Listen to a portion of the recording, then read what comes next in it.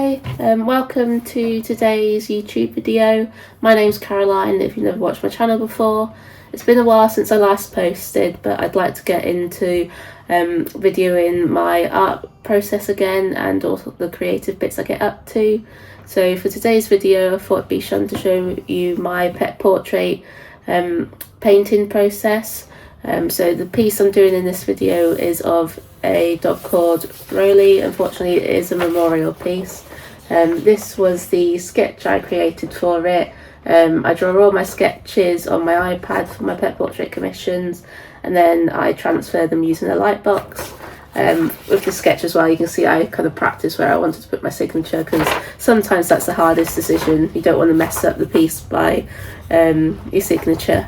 And the nice paper I'm using for this piece is the Langton Hot Press Taylor and Rowney. If I'm not using this one, I'm using the Cassart own brand Hot Press watercolour paper. Hot Press is my favourite because it allows me to create my own textures a bit more myself rather than relying on the texture of the page, which can be good for cold press, but I personally like to control my own textures. So yeah, and I'll get into more details about my materials and the process as you continue watching. So yeah, stay along to see how my painting turns out. With all my pet portrait commissions and just painting in general, I always start off with lightening the sketch off first using a kneaded eraser. This is just because if you don't lighten it, once you start putting paint over the top, it kind of traps the graphite in, making it harder to rub out later. So that's why I do that first, but I keep enough so I can still follow my sketch and not lose the different kind of main details. The watercolours I like to use for my commissions is Winsor & Newton watercolours. If I'm doing painting for fun, I've got a few other brands that I'll play around with as well, but for all the pieces I sell, Winsor & Newton I find are the best quality. I always work light to dark with watercolour, so typically I'll do a very light wash of the main undercolour over the whole piece, and then I will keep making darkened shades of it to do the different shadows, and I just keep layering and layering. I also will sometimes add washes of brighter colours in depending what fur the overall colour is. So sometimes I do oranges to brighten up kind of golden tones of fur. If I'm doing kind of dark black fur, I quite often use purples and deep blues, and again with white fur I'll sometimes use kind of light purple or a blue just to brighten up the shadows rather than just using grey all the time. And sometimes there's even little hints of pink, especially in the whiter fur.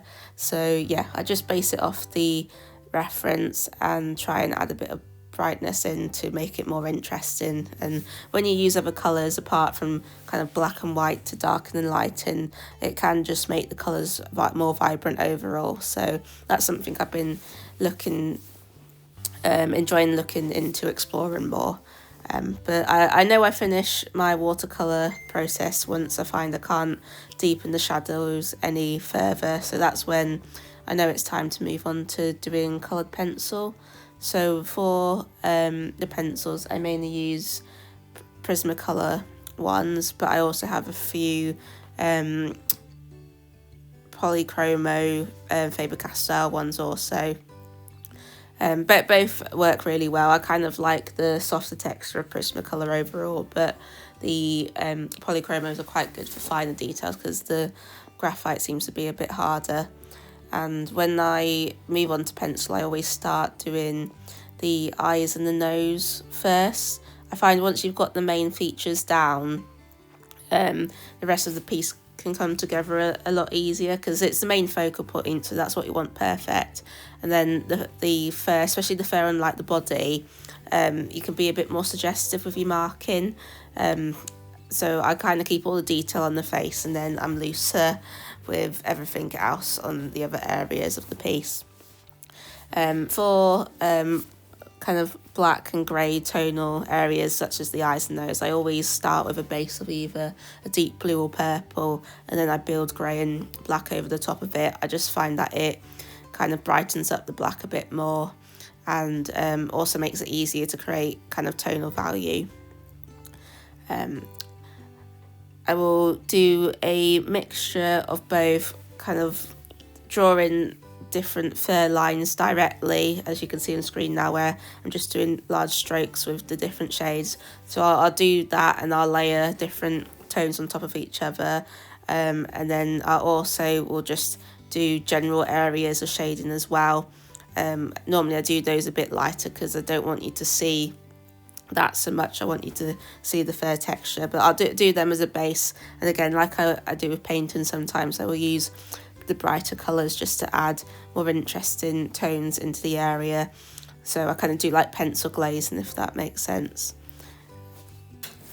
So once I finish the coloured pencil step, the last thing to do is add some highlights. So I use white gouache to do this, and I find it really brings the piece to life, especially the eyes and nose, which is where I'll use the kind of most concentrated brightness of the highlights, whereas I'd like to add some white furs and highlights in the fur as well, but I'll kind of water down the gouache a bit more, unless there's some really obvious areas that have really bright fur or like whiskers. So yeah, that's the overall actual art process side of everything. Once all the media steps are done and I'm happy with how it looks like, I'll take the tape off. I will sign the piece, and then I take some pictures just to send to my customer, just to check they like everything, and then if they're happy, I'll just package it up ready and get it posted, or if there's any changes, I will kind of try and amend them and then send it back to get approval again. So I thought it'd be fun to kind of share the business side now of it all as well. So when I get a commission, it's normally through two ways. It'll either be kind of through word of mouth, and quite often I may communicate with the customer kind of via messaging or social media. And then the second way is through my website, which again could be through word of mouth or through social media, but it's a lot easier sometimes through my website because I've got an inquiry form, and it will prompts the customers to put in their details of kind of what they're looking for, to give me a good idea before I contact them with all my information. So when I get an initial contact, I will send a message back explaining my process to the customer so they know what to expect, and also what the prices are for the different sizes, and depending how many pets they want in the piece. So I do that all in the first message just to make it very clear, and then they can decide if they'd like to continue or not. Once they are happy to continue, then I ask them for photo references they want me to use, and if they've got any particular favourite ones. I do typically just work from one photo, but if you've got more than one pet, then I can use multiple to merge them together, or I have in the past kind of merged two poses of an animal before to make one piece, but typically I try and ask for just a one reference image that's quite clear, just because it helps to get all the see all the details when I'm making the piece. But once we finalise that, I will then do the initial sketch. I always do this on my iPad because I can move it around a lot easier if I need to fix the kind of proportions. And I also will play around with different compositions of the reference. So once I've done the initial sketch, I will duplicate it a few times, and then I'll either enlarge it to fill up the space more, or maybe I'll shrink it down. Might try a portrait version over a landscape version, and it kind of depends on what the reference photo is to how many versions I might try out. I kind of like to make sure I'm filling up most of the space of the kind of size they're looking for. So once I've done all that, I send that over to them to get a confirmation of which one they like the best, and then I just move on to the coloured process. And at that point I don't send any images until I finish the overall piece, and then they can confirm if there's any changes they want to make. If so, like I mentioned, I will do them and send them again. And once I've got the overall confirmation, that's when I will go on to packaging the piece to post off for them. I also explain kind of the delivery process in the beginning message as well. It helps me as well to know what I need to do, because most of my commissions have been based in the UK, and that's where I live, so it's a lot easier. So I do say that my prices include UK delivery, postage, and I normally send it special delivery, so it arrives fast at the customer's place once the piece is done. So it just prevents it getting lost or damaged in the post the more time it's there.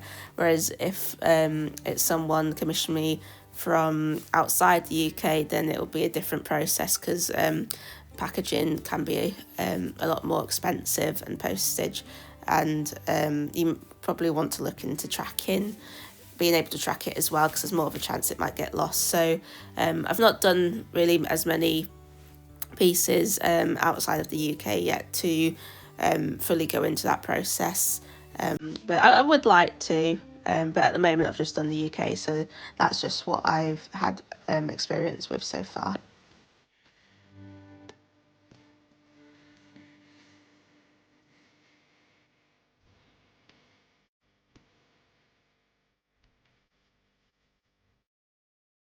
Hi, I thought I'd come on and do an update. So I finished the commission.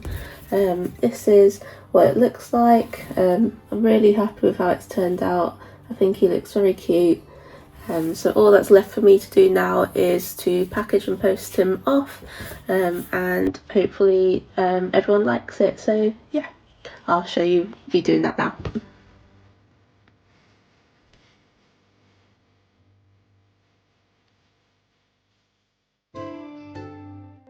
The packaging step is always one of my favourites. I think it's a mixture of knowing that the piece is finally done, and I can just get it all sent off to my customer. But it also is like packing up a nice gift, which I find really enjoyable, and I like adding some personalised touches to the packaging where I can. So I always start off with putting the drawing in a protective plastic sleeve. This is just to prevent any weather damage in the post, especially because I live in the UK. We're not known for very good weather, so I don't want the piece getting wet at all. So that's why I do that. And then I also like to add a few thank you stickers in the different areas of packaging. Once I've done all that, I add some paper corners as well to the edges, just to prevent any bending. I normally stick these down using acute washi tape. I like switching it up with different ones, just to make it a bit different for myself really. And yeah, the paper corners, I just use kind of normal card stock, and I just fold them up myself and secure them with a bit of tape to keep that triangle shape. And I kind of batch make these beforehand, so I have some ready just when it comes to packaging. And I also do a couple different sizes depending if it's an A3 or A4 or 5 size that I'm sending off, because for the A3 ones I'll try and make them bigger, just so because there's more area to cover to protect. And once all of that's secure, the last bit is just adding in the final kind of bit. So I like to do a thank you note just to show my appreciation for the commission. Then I add the invoice just for the business side of things. And lastly, I'll add a business card in. I've got a few different pet portrait designs, and I keep adding to them as I do more drawings. So I enjoy kind of picking a portrait based off either the drawing I'm sending off, kind of one similar to what they might like, or if I know the person at all, I might base it off their personality and what I know they like as well. So that's always quite fun. And at that point it's literally just putting it all in the envelope, and I secure it with some tape just to make sure no one tries to open it. And my envelopes already say please do not bend, otherwise I would add that on. I use ones that have kind of a hardboard backing of it to help prevent bending. It just means the envelope's already quite strong, so unless someone's purposely trying to bend it, it should stay intact.